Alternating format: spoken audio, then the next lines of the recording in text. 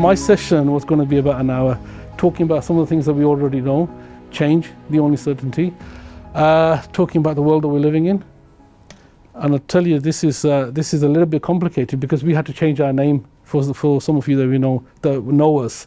We used to be called the BAME Apprenticeship Alliance, BAME, Black, Asian, Minority, Ethnics. And the government did a report and basically said the BAME word isn't very helpful.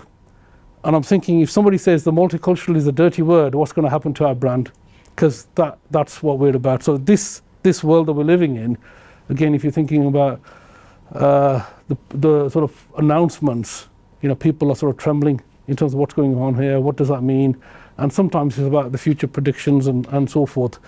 And this is what we talk about. I love this quote. Just absolutely love this quote by Alvin Toffler. Quote was about 40 years ago.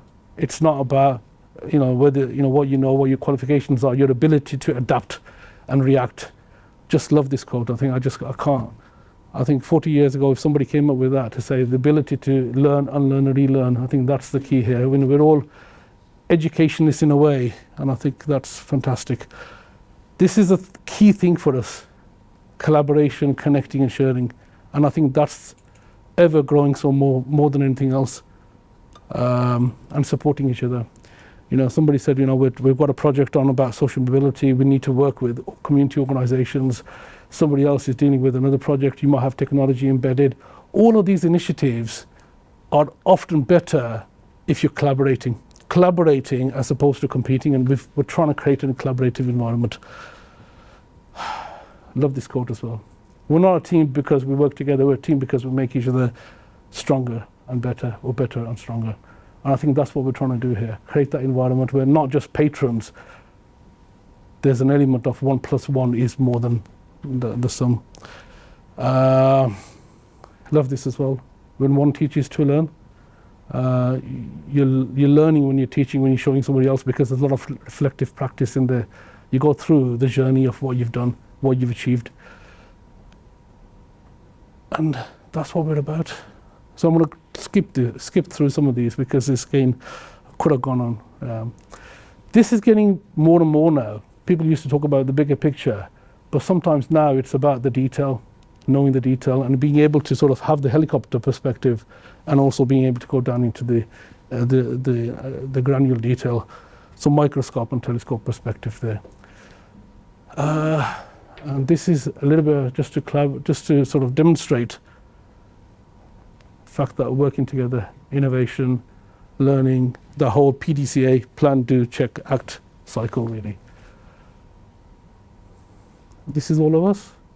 The power of peers. We're all peers.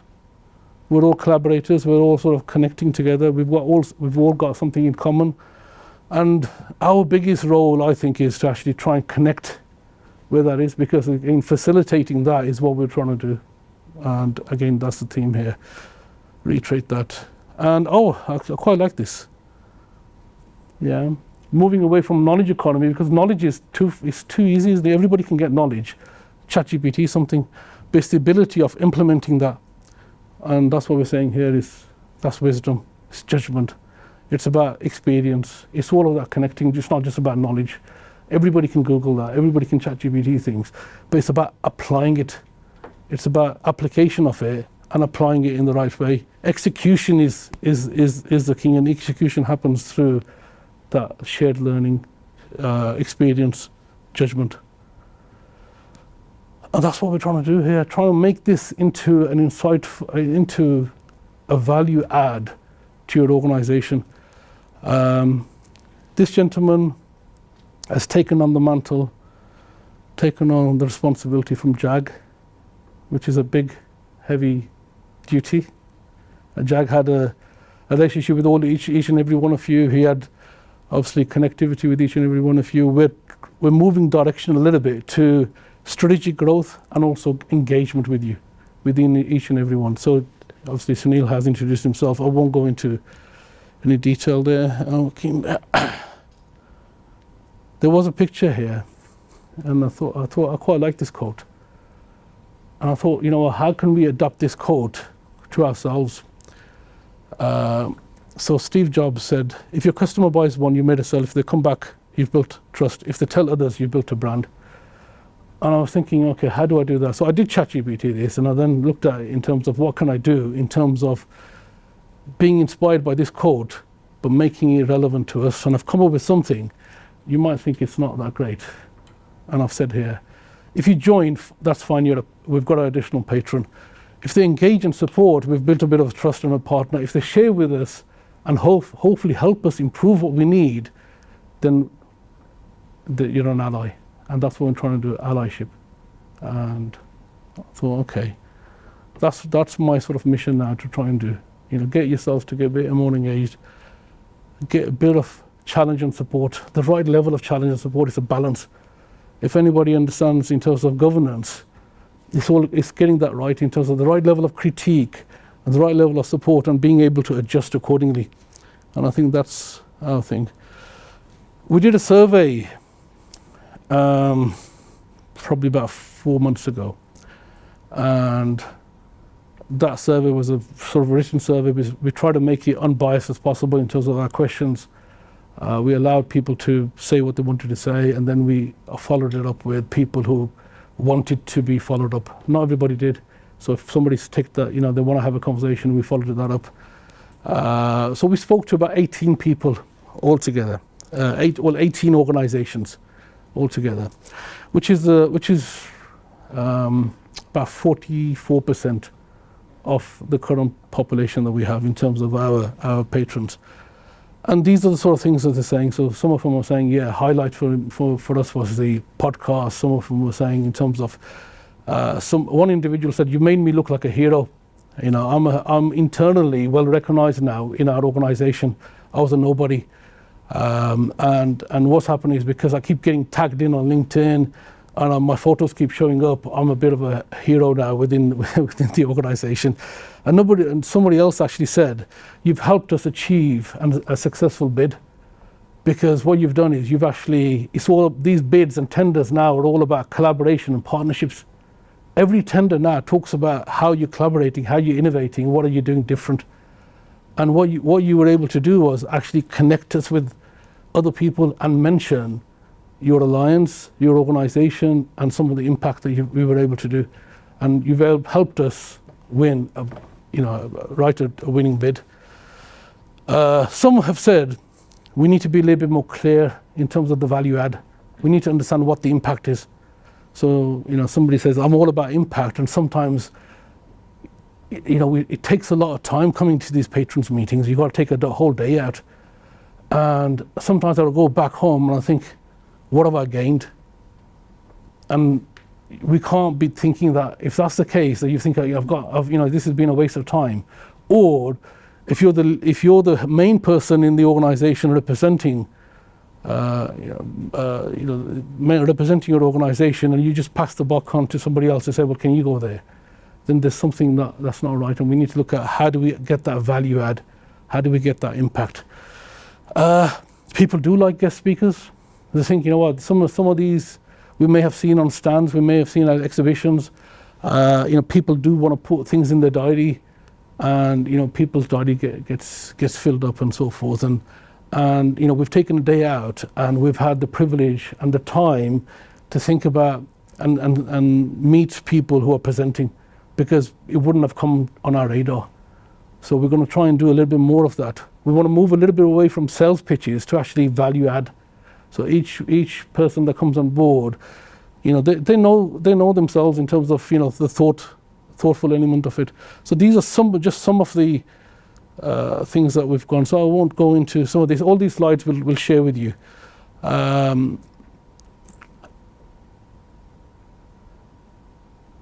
So we've got a conference coming over. What we try and do is everything that we do, and if you'll see on your tables, there's a few things. There's an ecosystem that we operate, and we're enhancing that now in terms of more events, more activities, and more ways to get involved. And ideally, what we want is to basically get each organization who's involved with us to be given opportunities. So we're connected to the team at ELP, we're connected to the team at ERSA, we're connected to the team at IEP, and also the training provider networks. So they sometimes knock on our door, all the time they come and knock on our door and say, we're looking for people who can bring value to their conferences, to their webinars and seminars. So what we're looking for is really individuals who've got something to share. So this is the conference next year. For those you may remember, we did Amplify the first year. So we're calling it Apprenticeship Branding Conferences. That's our name for that.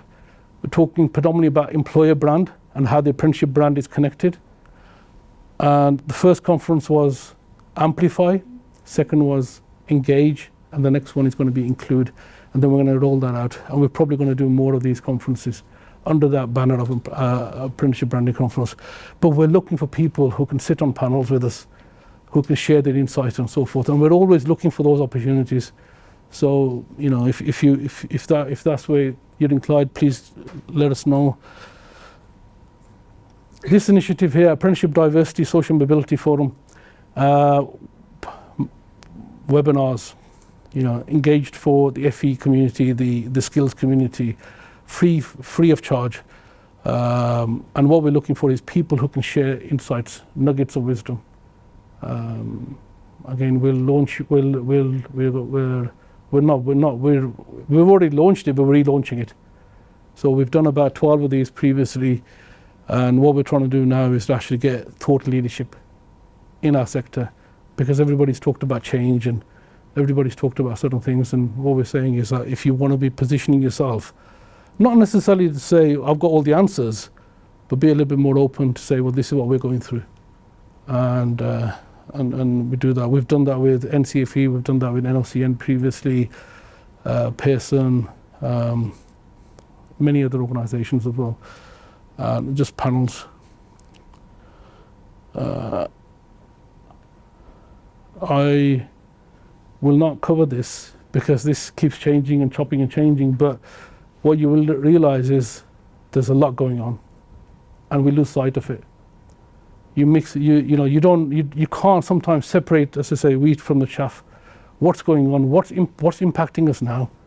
Because a lot of the talk is about something that's not really going to make a difference. It might never happen. And we're worried about things that might never happen. It's not going to pay the bills anytime soon, but what it may do is come and hit you when you're not prepared. And again, a lot of changes going on. Too much information, possibly.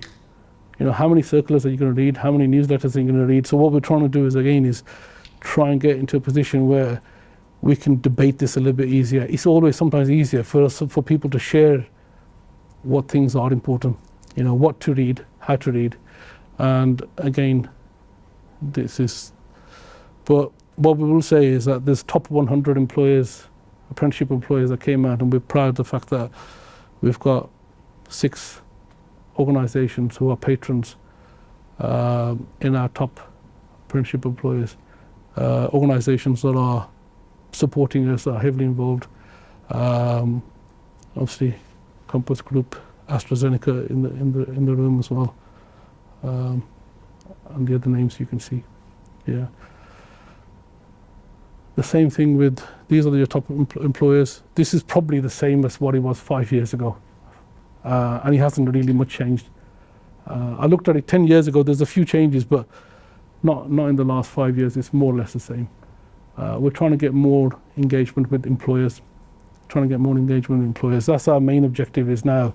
There's a lot of people here who are from, I would say, from the learning sector, skill sector, whether you're a higher education, further education, whether you're in an awarding body space, or whether you're an IT provider, you're in that sort of sector. We're trying to get more businesses, more commercial. Our objective is to grow and targeting more commercial, because otherwise if we're all colleges in the room or all higher education institutions in the room, yes, there's collaboration in terms of peer working, but we also want to help grow your businesses, get customers. That's all economically to make it viable. So we're doing campaigns currently to get more employers on board, targeting these employers, targeting different people within those businesses. And we've tried different things as well. We've got identifying going on, we've got email campaigns going on, we're targeting via LinkedIn and so forth. I'm picking the phone up myself to try and talk to a few people. We got through with John Lewis partnership, Martin. But yeah, they referred us to Waitrose. Waitrose referred back to John Lewis. So we're toing and froing between John Lewis and so forth. So, but at least we're talking to them. We've had 2 Zoom calls. I think we'll see what happens with that. But we want to try and talk to the other employers as well in terms of that. And it's not just these. It's the FTSE 250 that we're targeting. So the top 250 employers, businesses in the country. And then after that, we'll go into maybe FTSE 500 and even FTSE more 400 and so forth. A lot of money in terms of levy. These are your top providers.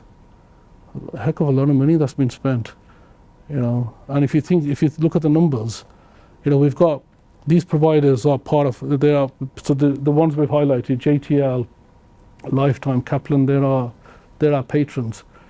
You got JTL who are doing more than 2,000, and that's have had a significant growth. You've had Lifetime who've had a significant growth as well. That's interesting in terms of that. That seems to be growing with these large providers. It's smaller providers that are finding it a little bit harder, I think. The large providers seem to be working with large employers. And again, this work that we've done in the background, again, it's probably not today to share, but I'm going to try and share more of this with your good self. Commercial, the world of commercial training. Even though everybody's talking about apprenticeships, and apprenticeships are great and fantastic, there are conversations in large organizations where they're not worried too much about the levy, and earlier on it was talked about the levy transfer. They're not that bothered, because what it is a cost to actually doing business. And this is probably the biggest challenge for us. If you take it from a completely commercial perspective, and you know the finance director comes in and says, well, actually it's easier for us to just pay this, and it's easier for us not to bother with this. That's probably the biggest obstacle that we've got. So when they're looking at it in terms of just purely commercial, not looking at it in terms of apprenticeships are there as a rite of passage, it's about career development, it's about growth, it's about a way to attract people, then that's the biggest obstacle we've got. So commercial will always more or less beat hands down than the apprenticeship route, because the apprenticeship route, you've got to put the whole infrastructure in place. You've got to, you know, it's the whole support mechanism, because you're treating those individuals, you know, in terms of developing their career. It's not just the training. It's a lot of support going, even though there's a bit of support on the other side, it's quite expensive, not just in terms of, even if you were a levy payer, it's all the added support that you can't. And then this is the ROI that people are working on. And that's the challenge when you're talking to some of the larger companies who are, because initially you'll think they're wasting all of this money on the levy. It's just going back. Goldman Sachs, all of these sort of guys, they're not that bothered. That probably demonstrates some reason why. Yeah. Youth unemployment. Obviously people have heard the term NEETs, but you've got all the local authorities now talk about RONI, risk of NEET indicators. That seems to be the biggest thing. So if you haven't come across RONI, that seems to be the biggest thing in terms of the trajectory of travel in terms of NEETs. You've already got a problem with graduates being underemployed, and some communities are worse off. So the numbers are there. You've got in-work poverty, which is, I think, the biggest scandal. I think, you know, if somebody's working and they still can't afford to live, I think that's the big issue. So how do we, is it our remit as Multicultural Apprenticeship and Skills Alliance to do a little bit of that activity? And are we the best placed to do so? You know, can we pick up the conversations about apprenticeships, you know, wages, what can we do? Yeah, so these are the sort of conversations that we want to have. You know, are we the sort of right organization to lobby? Should we be doing that? Should we be doing more of the networking, collaboration? Where should we be going? And I think at the moment, we're trying to play to our strength, which is connectivity, collaboration, more events, raising yourselves as superheroes wherever we can to say, you know what, you guys have got a voice. You're experts. You know, we want to help you grow your personal brands. You know, you've got your company brand, but you've also got your own individual voice as well. So that's what we want to try and focus on. And then to see whether we can push a little bit more, if we can, on the policy side, a little bit more on the advocacy lobbying side. I'm going to skip through all of these. I'm going to, as I said, send you through. I'm just taking time from colleagues at the moment. A lot going on. Quite depressing in some aspect of it. This is killing me at the moment when you've got individuals who can't use basic laptops and computers, and everything now is on email. And when you think about so-called hard to reach communities, when nobody talks to you on the phone, nobody wants to see you, and you've got to have an email, you've got to have all of that, and then you've got no funding for qualifications. You've got no support to develop. And that divide is getting bigger and bigger, and some communities are affected more than anybody else. You know, but again, is it our voice? What can we do about that? You know, because we're multicultural apprenticeship and skills, and you know, government's been talking about skills, growth and skills, but this is a massive thing. Yeah, so we want to try and do a little bit more on this, if we can, at the right time. But we're not here to say this is the vision. We're here to say, let's talk to us, help us, support us. That challenge and support. Yeah, help us not necessarily reinvent ourselves, but make us more fit for purpose. Yeah, so next time we do a survey to say, yeah, this is what it is. And next time somebody does say, does it make sense to join the alliance? You're the biggest advocates. Say, yeah, it does make sense. This is why we've joined. There's some people in the last survey who weren't sure why the organisation had joined. Somebody else made the decision, but they themselves weren't sure, because people's job roles change. You know, people. Somebody may have decided that to join and it was right for them, and they probably did a bit of an analysis. But then somebody else has taken on that role, but they're not sure.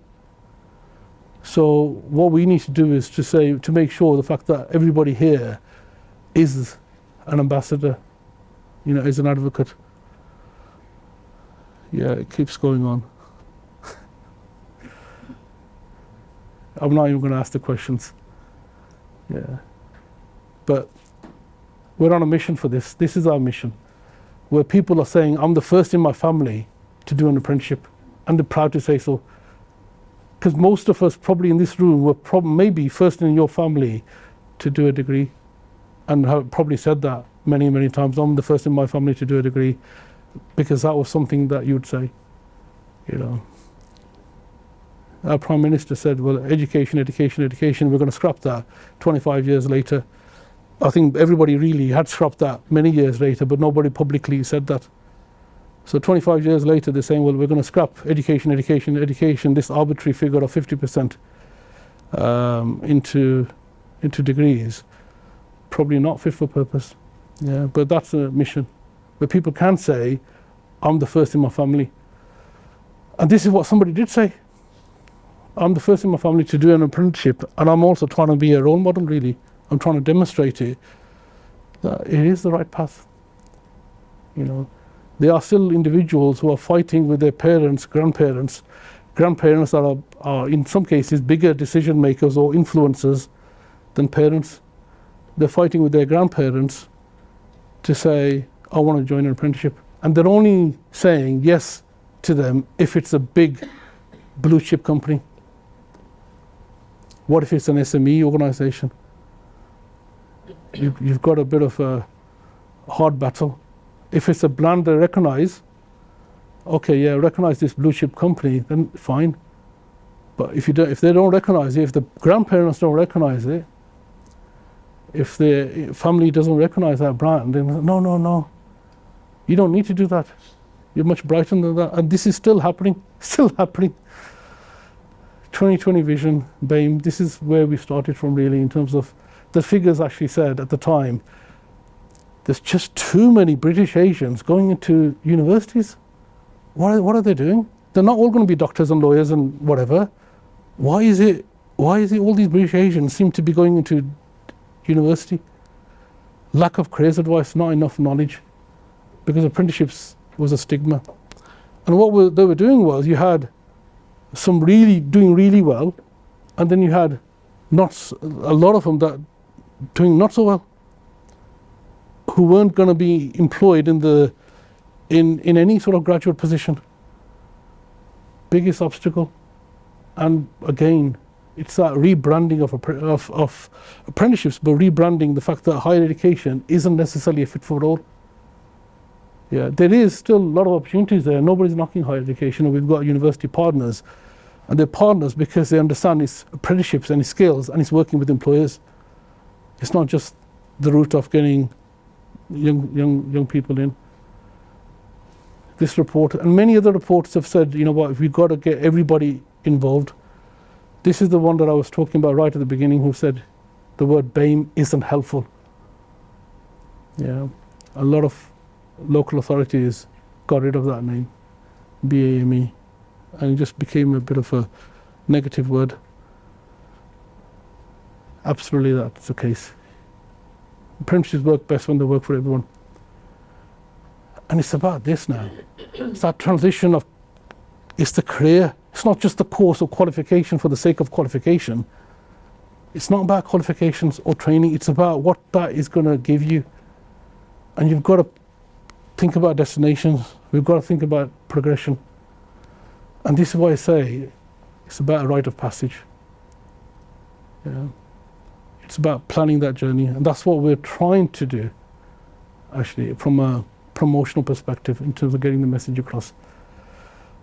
And it's not just about finishing the qualification off. It's about it's about just not getting them to the finishing line, but right way past that finishing line. So some of our initiatives, getting apprentices to work together, creating peer networks. So we've got Association of Apprentices in the room. They're one of our collaborative partners. But this is one of our biggest projects. You know, we've done 10 years, or this will be our 10th year of now known as Multicultural Apprenticeship Awards. Our data bank of people who are in our community, and this is the word that we're using at the moment internally, is fairly large, of how many apprentices have applied, how many apprentices are still connected with us, you know, how many apprentices are still talking to us. 10 years on, they're in senior roles. You know, and what we're now trying to do is get them to become ambassadors, for them to become role models. 10 years of Multicultural Apprenticeship Awards. This is our 10th year. Some of you hopefully will be celebrating with us in London this time. All the others have been in Birmingham. For those that you know, we try to make a bit of a song and dance here and showcase the talent that we've got. And every single one of these individuals, we've helped them nurture their career, whether it's speaking, whether it's engaging, whether it's becoming a role model in different ways, if they want to. Last year's winner. This is how apprentices used to be sort of promoted. You know, these were former apprentices. Oh, this so-and-so footballer used to be an apprentice, this person was an apprentice, and so forth. Now it's these brands. But we've got to try and move it into not just about the brands, as the grandparents, the parents. You got a blue chip company here, not a problem. A recognized name here, not a problem. But what about all the SME organizations who are majority of the employers in the country? What are we going to do then? Again, showcasing the talent that we've got. Yeah. The ecosystem, the alliance, the awards, the conferences, the social mobility forum, it all works together. And we're trying to grow that ecosystem and connect people who are working maybe on one vertical to come on to the next one and the next one and get involved. Yeah. Lot we've done, lot to do. With your support, with your blessing, if you can. And we're here for conversations. Can I say thank you to each and every one of you? Much appreciated. I'll pass the pass it on to my colleague. Thank you, guys. Thank you, sir. Thank you.